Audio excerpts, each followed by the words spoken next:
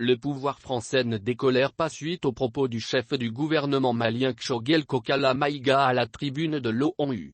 Dans un entretien accordé, hier mardi 5 octobre 2021, à nos confrères de la radio France Inter, Emmanuel Macron, le président français, s'est, une fois de plus, prononcé sur les derniers événements dans le Sahel, plus précisément au Mali. Il y a maintenant 18 mois, j'ai dit aux États de la région, en particulier au Mali, que notre présence militaire doit évoluer parce qu'on ne peut pas demander à nos soldats de remplacer ce qui est le travail de vos États, et en particulier de votre État.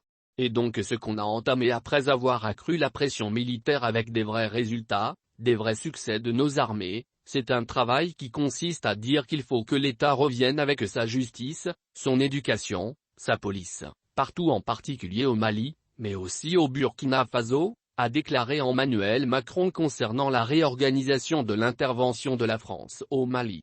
Le président français ajoutera: il faut que derrière, les projets se développent, sinon dès qu'on libère un territoire, les terroristes le reprennent puisqu'il n'y a pas de perspective. L'armée française n'a pas à se substituer au non-travail de l'État malien, nous nous reconcentrons sur la stricte lutte contre les groupes terroristes. Emmanuel Macron a aussi rappelé le contexte de l'intervention militaire de son pays en 2013 au Mali. Le président Hollande est intervenu à la demande du gouvernement et du peuple malien, à la demande de tous les États de la CEDEAO, et nous ne nous y maintenons que dans ce cadre. Sans la France au Sahel, il n'y aurait plus de gouvernement au Mali. Si le président Hollande n'avait pas décidé en janvier 2013 d'intervenir avec l'opération Serval à ce moment-là puis l'opération Barkhane, les terroristes auraient pris le contrôle d'abord de Bamako puis de tout le pays, a indiqué le président français.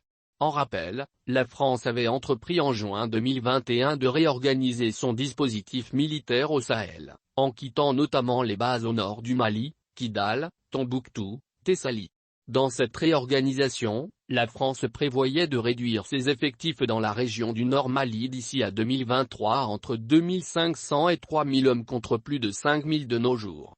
Le ton est monté entre Paris et Bamako après le discours du Premier ministre Choguel Kokala Maïga, le 25 septembre dernier, à la tribune des Nations Unies.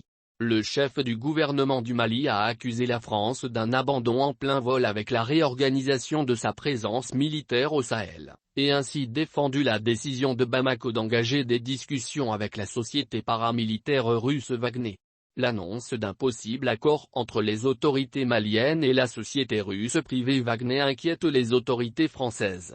La France et l'Allemagne menacent de retirer leurs militaires engagés dans la lutte contre le terrorisme au Mali si les autorités maliennes passent de tels accords avec le groupe Wagner.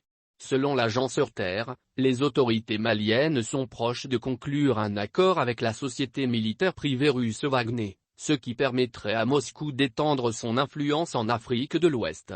Selon l'agence de presse britannique, les mercenaires russes seraient chargés de former les militaires maliens et d'assurer la protection de certains hauts dirigeants maliens.